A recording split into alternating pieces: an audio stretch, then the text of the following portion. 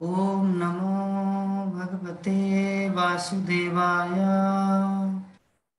ओम नमो भगवते वासुदेवाय। ओम नमो भगवते वासुदेवाय। नारायणं नमस्कृत्यं नरं चैव नरोत्तमं देवीं नारायण व्यासं नरं ततो नरोत्तमं नष्टप्रायेषु सरस्वतीं व्यासतो ययामुने सेवया भगवती उत्तमश्लोके भक्तिर्भवति नष्टिकी। श्रीमद् भागवतम प्रथम स्कंद सप्तम अध्याय श्लोक संख्या 27। श्री भगवान वाच श्री भगवान वाच एदं द्रोणपुत्रस्य वेदं द्रोणपुत्रस्य ब्रह्मस्त्रं प्रदर्शितम् ब्रह्मास्त्रं प्रदर्शितम् निवासो वेद नैवासो वेदसंहारम् प्राणबाध उपस्थिते। प्राणबाधा उपस्थिते। हरे कृष्ण।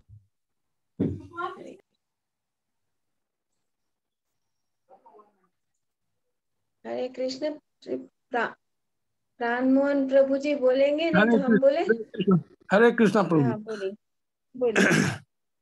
श्री भगवान वासु वेद वेत्थेदं द्रोण पुत्रस्य वेतेदं द्रोणपुत्रस्य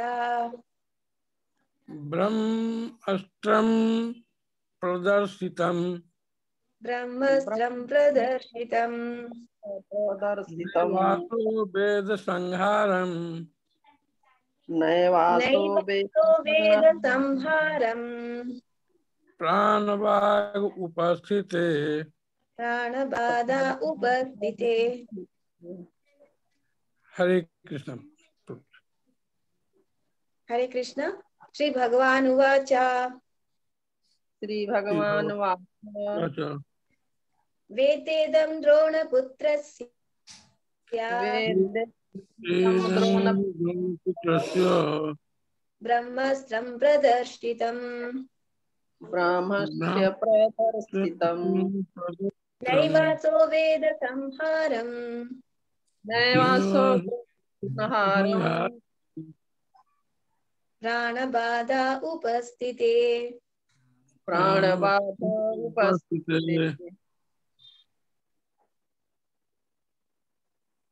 हरे कृष्ण। श्री भगवान वाच श्री भगवान उवाच वेदथ्य इदं द्रोणपुत्रस्य वेदसेन्दं द्रोणपुत्रस्य तन्त्रं प्रदर्शितम् ब्रह्महस्त्रं प्रदर्शितम् नवासौ वेदसंहारम् नैवासो वेदसंहारम् बाधा उपस्थिते। प्राणबाधा उपस्थिते। राकेश प्रभु जी पढ़ेंगे।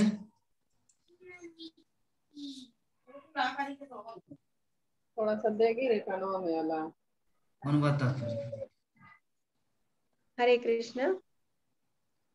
पूर्ण पुरुषोत्तम भगवान ने कहा, तुम मुझसे यह जान लो कि यह द्रोण का कार्य है।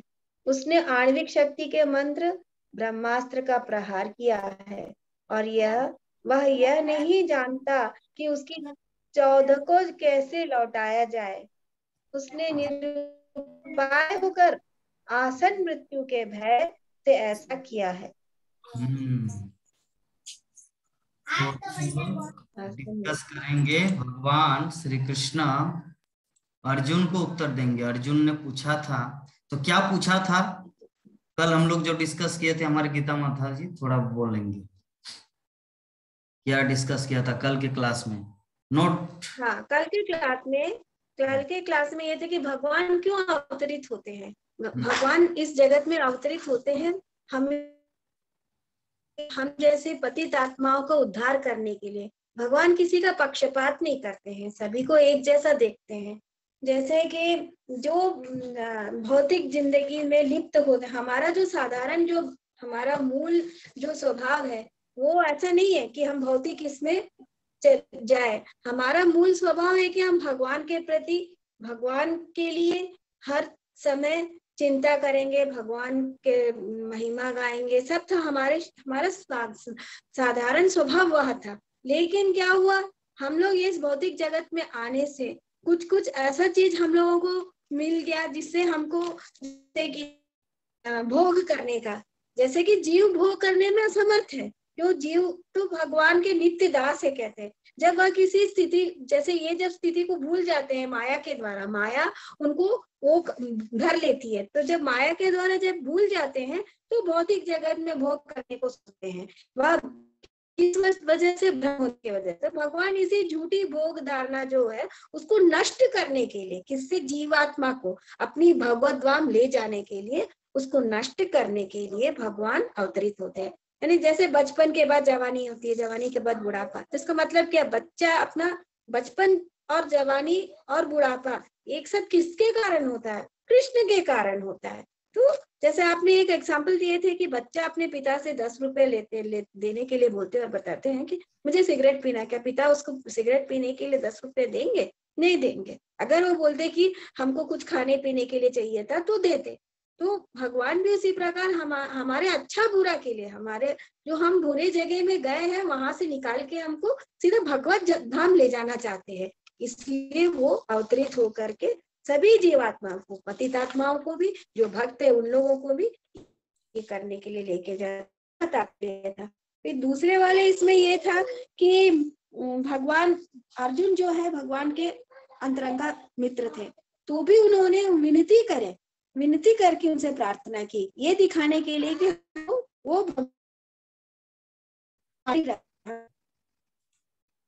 कभी नहीं को यही बताने का पालन करने के लिए, रंगा सखा होते हुए भी इस विधि का पालन जन साधारण हम लोगों को शिक्षा देने के लिए किए। हरे कृष्णा।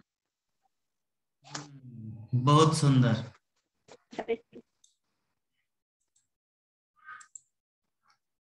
तो अभी हम लोग श्रवण किए कि अर्जुन कल के श्लोक में जो विभिन्न प्रकार का जो क्वेश्चन किया, उनमें से जो भगवान को बता रहे कि हे कृष्णा, आप आदि भगवान हैं जिनका समस्त सृष्टियों में विस्तार है, आप भौतिक शक्ति से परे है, आपने अपनी आध्यात्मिक शक्ति से भौतिक शक्ति के सारे प्रभावों को दूर भगा दिया है, आप निरंतर शाश्वत आनंद तथा दिव्य ज्ञान में स्थित रहते हैं। और यद्यपि आप भौतिक शक्ति माया के कार्य क्षेत्र से परे है, फिर भी आप बद्ध जीवों के परम कल्याण के लिए धर्म इत्यादि से के चारों सिद्धांतों का पालन करते हैं। इस प्रकार आप संसार का भार हटाने तथा अपने मित्रों तथा विशेषकर आपके ध्यान में लीन रहने वाले आपके अनन्य भक्तों को लाभ पहुंचाने के लिए अवतरित होते हैं। तो हे देवाधिदेव, चारों फैलने वाला यह घातक तेज कैसा है, ये कहाँ से आ रहा है, मैं इसे समझ नहीं पा। तो ये था कल तक हमारे क्लास का सार कि अर्जुन भगवान श्री कृष्ण को पूछे, ये जो चारों तरफ जो फैला हुआ है, एकदम पूरा आकाश मंडल भर गया प्रकाश से, ये एक्चुअली है क्या? तब आज जो हमारा क्लास है, आज जो हम लोग जिस श्लोक को वर्णन कर रहे हैं वो है श्री भगवान वाच, मतलब भगवान श्री कृष्ण ने कहा, वेत्थेदं द्रोणपुत्रस्य ब्राह्मम् अस्त्रं प्रदर्शितम् नैवासु वेद संहारम प्राणबाध उपस्थिते। अर्थात कि हे अर्जुन, तुम ये जान लो, तुम उसे जान लो कि द्रोण के पुत्र अश्वत्थामा का कार्य है। उसने आणविक शक्ति के मंत्र ब्रह्मास्त्र का प्रहार किया है और वह यह नहीं जानता कि उसकी चोंद को कैसे लौटाया जाए। उसने निरुपाय होकर आसन्न मृत्यु के भय से ऐसे किया है कि मरता क्या न करता। ऐसी अवस्था में उन्होंने ये उपाय साधा है। क्या उपाय? कि अभी मृत्यु है मेरा, अब क्या किया जाए, थोड़ा एक बार लास्ट चांस देखते हैं, अगर बचे तो बचे, नहीं तो मरना तो है ही, क्योंकि अर्जुन के प्रकोप से कौन बच सकता। तो ऐसी अवस्था, ऐसी परिस्थिति में पढ़कर द्रोणाचार्य का पुत्र अश्वत्थामा ने ये ब्रह्मास्त्र चलाया। तो कल जैसे कितना सुंदर ओवरव्यू में हमारे गीता माता जी बोले, ये पगला कहीं का मतलब अश्वत्थामा पगला कहीं का, कि वो मतलब बाण चलाएंगे लेकिन वहां से रिटर्न नहीं ला पाएगा। तो माता जी का ओवरव्यू सुन के लक्ष्मी साइड में थी, वो बहुत हंस रही थी, बोले कि माता जी कितना सुंदर बोलते हैं, ये अश्वत्थामा पगला कहीं का। तो सच में वो पगला है। पगला कहीं का इसलिए, पागल पगला ही ऐसा करता है ना। मान लीजिए आप गाड़ी बहुत स्पीड से चलाएंगे, ब्रेक आपका ठीक है कि नहीं, या ब्रेक दबाने से भी आप अपने आप को कंट्रोल कर पाएंगे कि नहीं, या मर जाएंगे कहीं पर, है ना। ये सब जब तक पूरा परिस्थिति जाने बिना ही अगर आप पूरा जोर से गाड़ी चलाएंगे तो क्या होगा हाल, मरेंगे। तो उसे पगला कहीं का नहीं बोलेंगे जरूर। तो इसीलिए माता जी पगला कहीं का बोले हैं अश्वत्थामा को। तो भगवान श्री कृष्ण अर्जुन को ये इंडिकेट कर दिए कि ये पगला का काम है, मतलब अश्वत्थामा का काम है, कि उन्होंने ही ऐसा ब्रह्मास्त्र चलाया है अपनी प्रतिरक्षा करने के लिए, जगत विध्वंस करने हेतु ये ब्रह्मास्त्र को प्रयोग किए। तो श्रील प्रभुपाद तात्पर्य में लिख रहे हैं कि अनुवाद को पढ़िए तो, या तात्पर्य पढ़े है क्या माता? नहीं ना।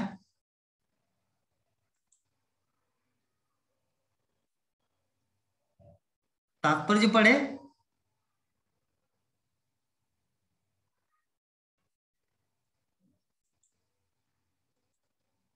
अनम्यूट कीजिए रे बाबा।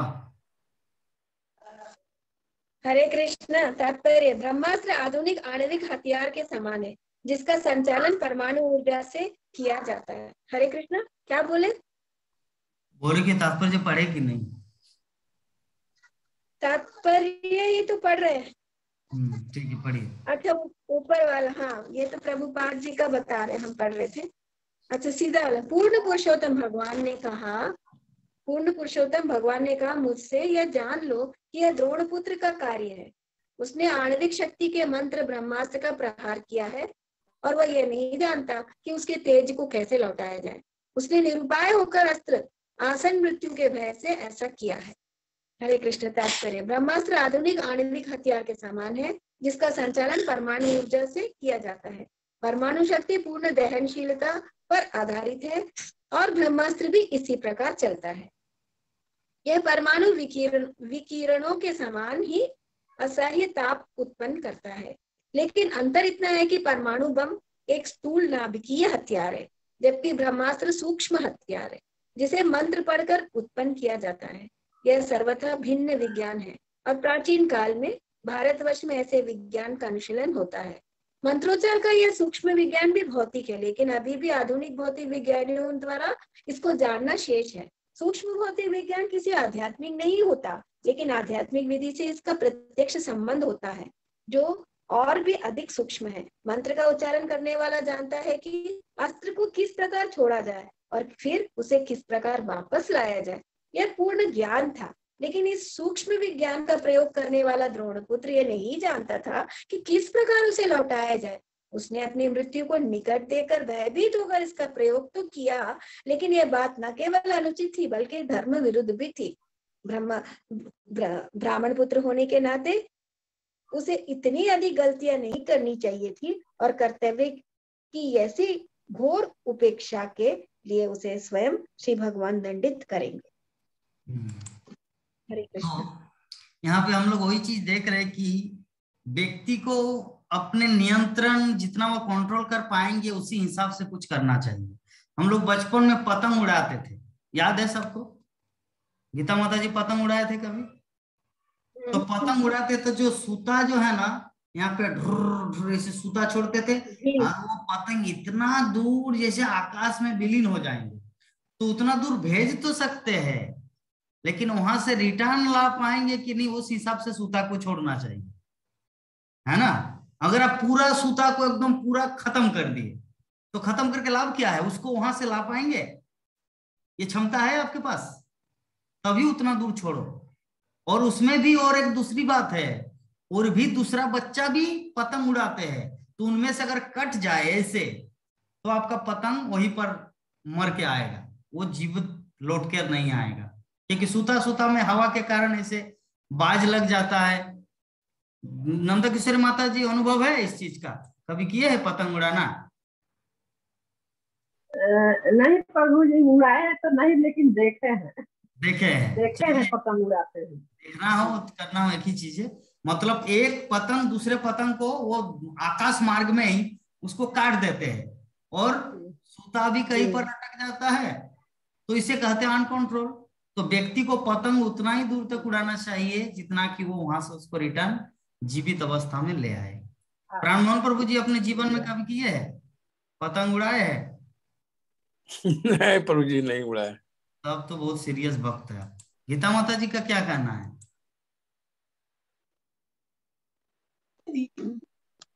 उड़ाए हैं? हरे कृष्ण, हम उड़ाए हैं, बच्चों के साथ भी उड़ाए हैं, बचपन में भी उड़ाए हैं। अच्छा, पतंग उड़ाए हैं। तो इसका मतलब पतंग को आप जब उड़ाते थे, कभी कभी ऐसा भी होता था कि वो मृत अवस्था में आते थे? हाँ, कभी कभी घूम घूम के गिर जाता था। गिर जाता था, मतलब मर जाते थे। और कभी कभी उसको आप हैंडलिंग करके अपने पास। बहुत बढ़िया उड़ता है। हाँ, तो अपन अपनी तरफ खींचते हैं तो वो अपनी तरफ खींचता है, इस हाँ, तरह। तो अभी हमको क्या करना है, और जो सूता है, धागा है, उसको उसी मात्रा में छोड़ना चाहिए जिस मात्रा के द्वारा उनको पुनः यहाँ पर अपने घर में ला सकते हैं, छत में ला सकते हैं। अपने छत से उड़ा रहा है और दूसरे छत में दूसरे शहर में चला गया, तो लाभ क्या है उड़ाने का? तो पतंग उड़ाने जैसा। तो ये जो असस्तमा है, इन्होंने भी ब्रह्मास्त्र जो चलाया वो पतंग उड़ाने जैसा। पतंग तो उड़ा लिया, लेकिन वहां से रिटर्न लाएंगे कि नहीं, उसके पास वो क्षमता है कि नहीं, ये देखना है। गाड़ी तो पूरा 80-90 घुसा देंगे, 40-50 नॉर्मली चलाना चाहिए जीटी रोड में, हम भी 40-50 ही चलाते हैं जीटी रोड में, लेकिन 60-70 अगर चलाएंगे तो उसमें बहुत रिस्क है ना। अगर ब्रेक भी देंगे तो मरेंगे, उसी अवस्था में अगर ब्रेक देंगे ना, एक बैग ब्रेक 60-70 में, तो मरेंगे। लेकिन 30-40 में आप चलाएंगे ना, तो उसमें ब्रेक, हाई ब्रेक देने से भी ज्यादा से ज्यादा गिरेंगे, कुछ मतलब पलटी खा के ट्रक आके आपको मार, ऐसा कुछ नहीं। तो अल्टीमेटली हम लोग को यहाँ से शिक्षा क्या मिला कि व्यक्ति को उसी अनुपात में कुछ करना चाहिए जिस अनुपात तक वो अपने हाथ में कंट्रोल ला सकते हैं। तो अस्वस्थमा के पास ये क्षमता नहीं है, जिसके कारण हमारी गीता माता जी उनको पगला बोले, ठीक है ना। अश्वत्थामा प्रभु जी बहुत बड़े अच्छे ज्ञानी और बहुत कुछ जानने वाले व्यक्ति थे। मैं क्षमा चाहती हूँ, वो निकल गया, वो भाव विभोर में निकल गया था। भाव विभोर में जो नहीं बोलना चाहिए। वो भाव विभोर में जो जब निकल पैदा गया, हुए इसको थे तो भी, वो जैसे पैदा हुए तो उसमें भी बहुत बढ़िया, मतलब हाथी नहीं, हाथी बोल रहे, घोड़े के हिनहाट से वो पैदा हुए थे, उतने शक्तिशाली थे। जो भी है, पगला नहीं थे। तो आप भी जो बोले हैं वो एकदम परफेक्ट उनके चरित्र के अनुसार बोले। व्यक्ति के चरित्र अनुसार व्यक्ति का नाम दिया जाता है। धृतराष्ट्र का नाम धृतराष्ट्र क्यों है? क्योंकि धृत मतलब पकड़ना और राष्ट्र मतलब देश। तो जिसके पास क्वालिटी नहीं है देश को रक्षा करने का, देश को चलाने का, लेकिन फिर भी वो जिद्दी बाय फोर्स हड़प लेना चाहता है, धृतराष्ट्र, है ना। तो धृतराष्ट्र का क्वालिटी ऐसा, उसीलिए उसका नाम है। उसी प्रकार अस्वस्थमा, ये तो रियली में पगला है ना। कोई व्यक्ति गाड़ी चलाए, कोई व्यक्ति पतंग उड़ाए, तो उसको पगला कहेंगे ना, जो अपने कंट्रोल में ना लाके। तो इसीलिए आप जो उसका नाम दिए पगला, बहुत सुंदर है, ठीक है। तो जो भी है, आगे हम डिस्कस करेंगे। श्रील प्रभुपाद बता रहे हैं ये जो ब्रह्मास्त्र क्या चीज है। श्रील प्रभुपाद बता रहे कि ब्रह्मास्त्र आधुनिक आणविक हथियार की भांति है, जिसका संचालन परमाणु ऊर्जा से किया जाता है। परमाणु शक्ति पूर्ण दहनशीलता पर आधारित है और ब्रह्मास्त्र भी इसी तरह चलता है। परमाणु शक्ति पूर्ण दहनशीलता, atom bomb, what is mean? Atom bomb means परमाणु बम। एटम को इंग्लिश में कहा जाता है परमाणु हिंदी। एटम बम परमाणु एकदम सूक्ष्म, तो उसका वो कैसे बनता है वो चीज श्रील प्रभुपाद बता रहे कि क्या चीज है वो दहनशीलता पर आधारित है। दहनशीलता मतलब आग, धधकतिया बूम, पूरा फट के एकदम आग बिखर जाएगा, पूरा आग लगा देंगे वो क्षेत्र। तो परमाणु शक्ति दहनशीलता पर आधारित है। तो ब्रह्मास्त्र भी ऐसे ही है। तो ये परमाणु विकिरणों के समान ही असह्य ताप उत्पन्न करते हैं, लेकिन अंतर इतना है कि परमाणु बम एक स्थूल नाभिकीय हथियार है, जबकि ब्रह्मास्त्र सूक्ष्म हथियार है, जिसे मंत्र पढ़कर उत्पन्न किया जाता है। जैसे हम लोग जानते हैं हमारे तीन शरीर है, एक है स्थूल शरीर, एक है सूक्ष्म शरीर और एक है आत्मा। तो हमारा जो ये स्थूल शरीर है, जिसमें आंख, कान, नाक, मुख, हाथ, शरीर, पैर, बाल, मस्तक, तो ये क्या शरीर है? ये है स्थूल शरीर। और सूक्ष्म शरीर क्या है हमारा? सूक्ष्म शरीर है मन, बुद्धि और अहंकार। उसी प्रकार ये जो बम है, ये जो बम है नाभिकीय हथियार है। ब्रह्मास्त्र क्या है? सूक्ष्म हथियार है। और ये जो परमाणु एटम बम जो है हिरोशिमा जापान में जो गिराया गया था, यह है सूक्ष्म स्थूल। ये स्थूल हथियार और वो है सूक्ष्म हथियार। तो सूक्ष्म हथियार को कैसे प्रयोग किया जाता है? मंत्र के माध्यम से। मंत्र के माध्यम से उसको प्रयोग किया। जैसे और एक एग्जांपल हम लोग देते हैं। जैसे मान लीजिए हमारे गीता माता जी को कोई व्यक्ति, जैसे मूवी का सीन निकालते हैं, चलिए गीता माता जी को किसी ने किडनैप किया और गीता माता जी का पिताजी जो है ना वो करोड़पति अरबपति। गीता माता जी का पिता अरबपति है, ठीक है, और गीता माता जी को एक व्यक्ति ने मतलब उसको किडनैप किया।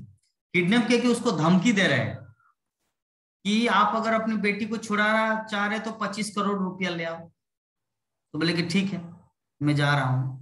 तो अभी गीता माता जी के हाथ में एक मोबाइल है और वहां पे सामने गुंडा भी है, ठीक है।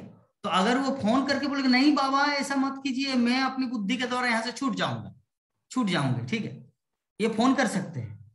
लेकिन उस समय ये फोन नहीं करेंगे। क्या करेंगे? चुपके से मैसेज टाइप करेगा ताकि आवाज नहीं निकले। ऐसे करके मैसेज टाइप करे ताकि सुनाई न दे, लेकिन वो इंफॉर्मेशन उनके पिताजी के मोबाइल तक पहुंच जाएगा कि मेरी बेटी क्या प्लान की। तो दो चीज है, एक है सूक्ष्म व्हाट्सएप मैसेज और दूसरा है कॉल, वो है स्थूल, ठीक है। स्थूल के द्वारा सामने वाला व्यक्ति जान सकता है ये किसको फोन लगाए, किससे बात कर रहा है। और सूक्ष्म के द्वारा दूसरा कोई नहीं जान सकता, एकमात्र भेजने वाला सेंडर और दूसरा रिसीवर। तो इसको सूक्ष्म बोला जा सकता है। तो ये जो साउंड के द्वारा जो फोन करके उनको बता देंगे ऐसा ऐसा, पिताजी आप ऐसा मत कीजिए मैं यहां से छूट जाऊंगी, इसका मतलब वो खुद भी उनको बता रहे हैं और सामने वाला जो वहां पे गुंडा है वो लोग भी इस चीज को समझ पाए। लेकिन अगर मैसेज करें तो मैसेज एकमात्र एक ही व्यक्ति जान सकते हैं जिसको वो भेज रहे, जिसके मोबाइल पे भेज रहे। तो इसके मतलब इसके माध्यम से क्या है, ये जो परमाणु बम, ये जो एटम बम में क्या होता है, जो हिरोशिमा शहर में किसी एक व्यक्ति विशेष को मारने के कारण करोड़ों आदमियों की जान गई, हिरोशिमा शहर जापान में। लेकिन ब्रह्मास्त्र क्या है? ब्रह्मास्त्र में अगर 5 व्यक्तियों का नाम लिखा है या 5 व्यक्तियों के नाम से मंत्रित किया है तो 5 व्यक्ति मरेगा, 4 व्यक्ति नहीं या 6 व्यक्ति नहीं, वो पर्टिकुलर 5। ये है ब्रह्मास्त्र का कमाल। और वर्तमान में जो आणविक हथियार है वो लाखों का भी जान ले सकते हैं या किसी का भी जान नहीं ले सकते। इसका कोई गारंटी नहीं है।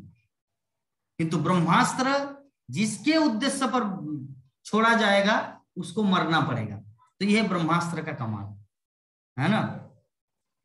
गीता माता जी जो व्हाट्सएप कर दिए अपने पिता को कि नहीं बाबा आप मत आइए, तो उनके पिताजी के पास वो जो खबर चला गया किसी को पता भी नहीं चला, साउंड वाइब्रेशन नहीं हुआ कहीं पर, लेकिन उनको इंफॉर्मेशन मिल गया। तो इसको कहा जाता सूक्ष्म। एक व्यक्ति मरा मतलब एक व्यक्ति जाना, उनका पिता, क्योंकि उनके मोबाइल में भेजा गया। उसी प्रकार ब्रह्मास्त्र जिसको छोड़ा जाएगा वो पार्टिकुलर एक व्यक्ति मरेगा, हर कोई नहीं। लेकिन वर्तमान में जो बॉम्ब है वो लाखों लोगों की जिंदगी ले सकते। समझ में आया ब्रह्मास्त्र क्या है? क्लियर? ठीक है। तो पहले पैराग्राफ में श्रील प्रभुपाद बता रहे ब्रह्मास्त्र ऐसा चीज है। तो यह सर्वथा भिन्न विज्ञान है और प्राचीन काल में भारतवर्ष में ऐसे विज्ञान का अनुशीलन होता था। ये जो मंत्र द्वारा, जैसे दशरथ शब्द भेदी बाण का प्रयोग किया था, श्रवण कुमार जो अपने माता पिता को पूरा धाम भारत भूमि जो घुमा रहे थे, तो जो जंगल में प्यास के कारण उनका पुत्र चला गया सरोवर में पानी लाने के लिए। तो दशरथ इस तरह का धनुर्धर थे कि बिना देखे आवाज के माध्यम से शब्द भेदी बाण का प्रयोग किया और पार्टिकुलर वही व्यक्ति मरा। वहां पे देखिए पेड़ पौधा विभिन्न जगह से उसको गुजरना पड़ा वो बाण को, लेकिन बाण किसी का कुछ नहीं बिगाड़ पाए, ना एक डाल का, ना एक पत्ता का, ना एक वृक्ष का। डायरेक्ट जिसके उद्देश्य से मारा गया था उसी व्यक्ति का मृत्यु हुआ, वो है श्रवण कुमार। तो ये है प्राचीन काल के विज्ञान। तो श्रील प्रभुपाद यही चीज बता रहे हैं कि सर्वथा भिन्न विज्ञान है और प्राचीन काल में भारतवर्ष में ऐसे विज्ञान का अनुशीलन होता था। तो मंत्रोच्चार का ये सूक्ष्म विज्ञान भी भौतिक है, लेकिन अभी भी आधुनिक भौतिक विज्ञानियों द्वारा इसको जानना शेष है। सूक्ष्म भौतिक विज्ञान कभी आध्यात्मिक नहीं होता, लेकिन आध्यात्मिक विधि से इसका प्रत्यक्ष संबंध होता है जो और भी अधिक सूक्ष्म है। तो यहाँ पे श्रील प्रभुपाद मेंशन कर रहे क्या कि ये जो ब्रह्मास्त्र है ये भी पूर्णतः आध्यात्मिक नहीं है, नॉट फुल्ली स्पिरिचुअल, पूरी तरह से आध्यात्मिक नहीं है, ये भी सूक्ष्म है किंतु अध्यात्म के साथ कनेक्टेड है। जैसे एग्जांपल, हमारा जो मन है ना, ये मन पूरी तरह से आध्यात्मिक नहीं है। हमारा आध्यात्मिक शक्ति कौन है? हमारी आत्मा। आत्मा जो है ना वही हम ओरिजिनल में हैं और वही मैं हूं। मन जो है ना, जब हम कुत्ते के शरीर में था तो मेरा मन कहता था आई एम ए डॉग, मैं कुत्ता हूं। जब हम बाघ के शरीर में थे ना तब मैं सोचता था कि मैं एक बाघ हूं। तो उस समय मन क्या सोचता था कि मैं बाघ हूं। जब सांप के शरीर में थे तब मन सोचता था मैं एक सांप हूं। तो जब मन वेश्या नारी की तरह विभिन्न परिस्थितियों के अनुसार वो अपना अपना परिचय दे रहे हैं कि मैं कभी बाघ हूं, मैं कभी सांप हूं, मैं कभी मेढक हूं। तो इसका मतलब मन भी आध्यात्मिक नहीं है, क्योंकि जो आध्यात्मिक चीज है वो कभी बदलेगा नहीं, आत्मा कभी बदलता नहीं। आत्मा एक है। अजो नित्यम शाश्वतो पुराण न हन्यते हन्यमाने शरीर। जो अजन्मा है, नित्य है और शरीर के मरने पर भी उसका कुछ नाश नहीं होता, उसको कहा जाता है आत्मा। तो मन जो है, हम लोग को ऐसे लगता है कि मन हमारी, जैसे कभी कभी ऐसा होता है जो मूर्ख लोग हैं या जो आत्मा के विज्ञान के बारे में जिसको पता नहीं, वो क्या बोलते हैं कि मैं ध्यान करके देखा कि मेरी आत्मा ने चाहा कि मुझे मीट मछली खाना चाहिए, पेट में खाना चाहिए, अंडा खाना चाहिए, तो मैं अपने आत्मा को क्यों कष्ट दूं। ये कोई मूर्ख लोग ऐसे बोलते हैं। तो एक्चुअली आत्मा वैसा चीज नहीं मांगता, उनका मन चाहता है। उनका मन चाहता है कि मैं अंडा खाऊं, मैं मछली खाऊं, मैं ये खाऊं, वो खाऊं। तो मन तो आध्यात्मिक नहीं है ना। आध्यात्मिक वस्तु कोई भी फालतू चीज नहीं चाहेगा, आध्यात्मिक वस्तु एकमात्र कृष्ण को चाहेगा। तो जब हमारा मन कृष्ण को नहीं चाह रहा है, इसका मतलब हम आत्मिक स्तर में अभी तक नहीं आए, आध्यात्मिक स्तर में हम अभी तक नहीं आए। आध्यात्मिक स्तर में आने से व्यक्ति का मन एकमात्र कृष्ण को चाहता है, अंडा, डीम, लहसुन, प्याज ऐसा नहीं चाहता।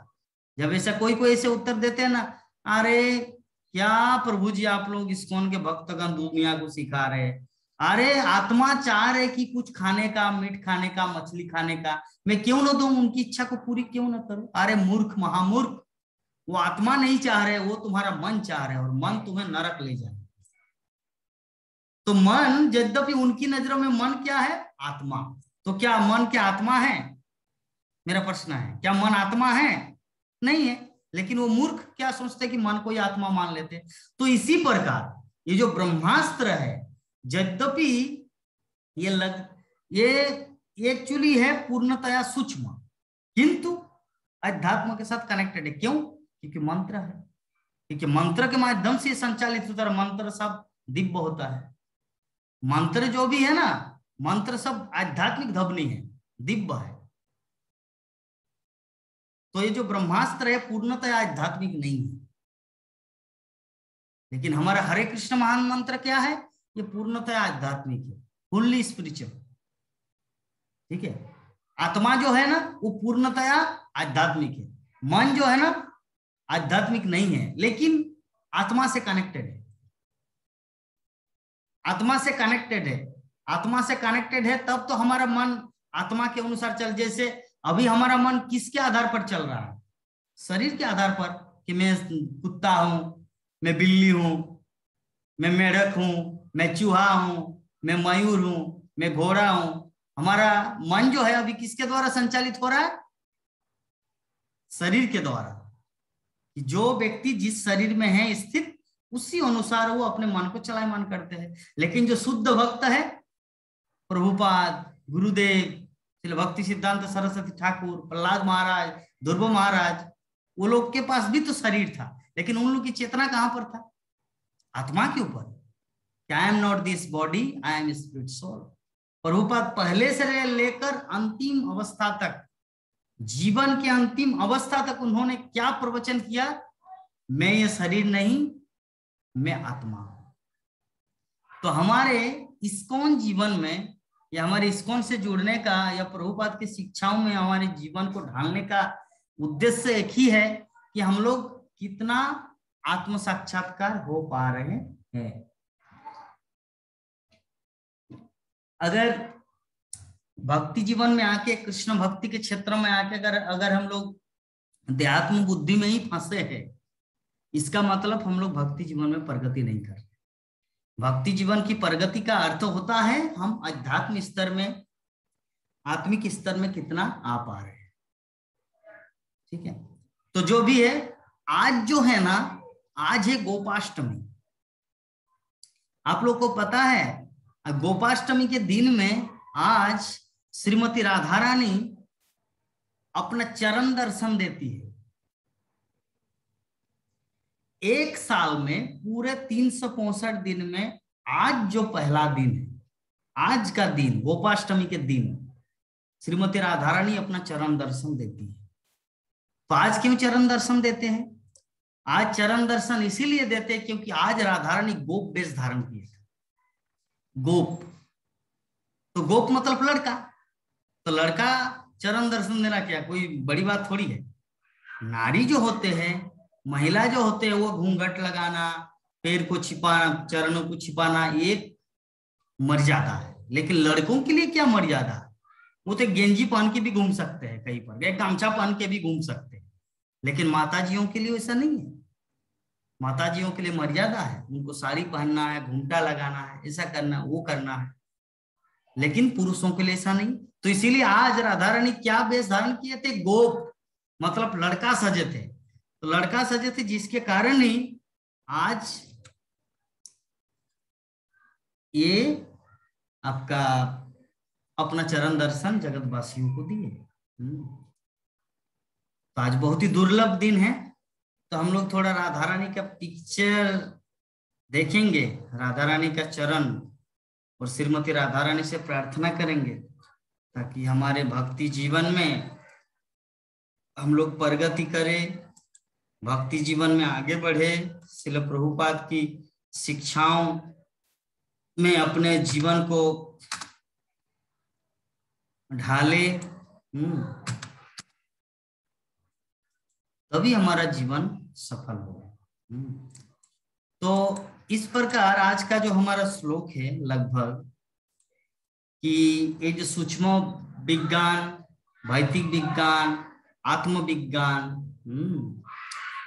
तो ये जो तो मंत्र का उच्चारण करने वाला जानता था कि अस्त्र को किस प्रकार छोड़ा जाए और फिर उसे किस प्रकार वापस लाया जाए, ये पूर्ण ज्ञान था। लेकिन सूक्ष्म विज्ञान का प्रयोग करने वाला द्रोण पुत्र अर्थात अश्वत्थामा यह नहीं जानता था कि किस प्रकार उसे लौटाया जाए। तो उसने अपनी मृत्यु को आया देख भयभीत होकर इसका व्यवहार तो किया, लेकिन यह प्रथा न केवल अनुचित वरन धर्म विरुद्ध भी थी। तो ब्राह्मण पुत्र होने के नाते उसे इतनी सारी त्रुटियां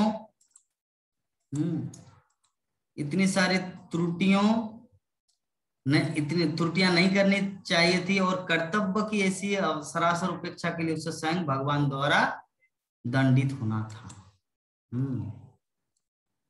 तो अल्टीमेटली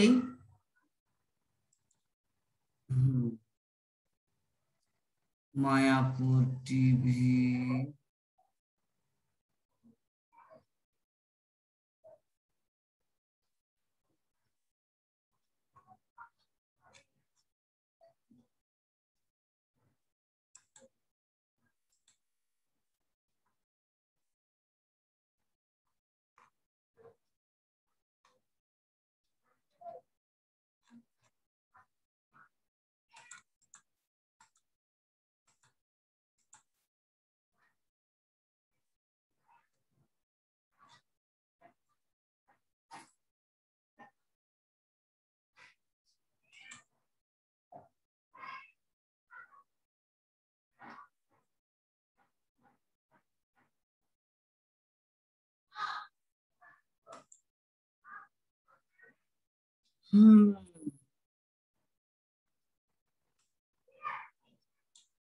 देखिए दिखाई दे रहा है हमारे नंद किशोरी माता जी?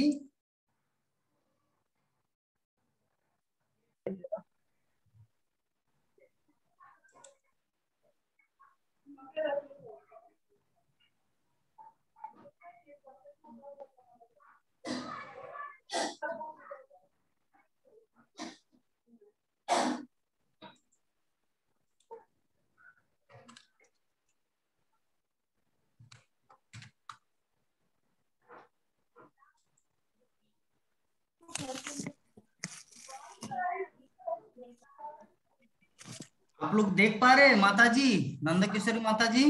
जी प्रभु जी, ये छोटा छोटा साइज के देख रहे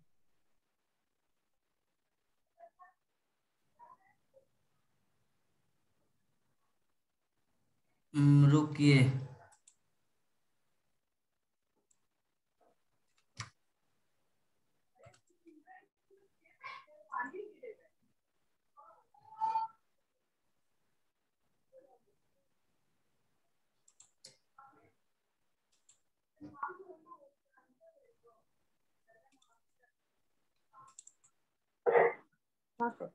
ये देखिए आप लोग देख पा रहे हैं राधा रानी को? ये देखिए चरण, जी, श्रीमती राधा रानी का चरण चरण नहीं दिख रहा प्रभु जी, दिखाई दे रहा है? नहीं, अब दिख रहा है। अब दिख रहा है। ये 300 दिन में 365 days in one day only Radha Rani अपना चरण दर्शन जगतवासी 3 चरणों को 22 तारीख को पूरी है, उससे पहले से ही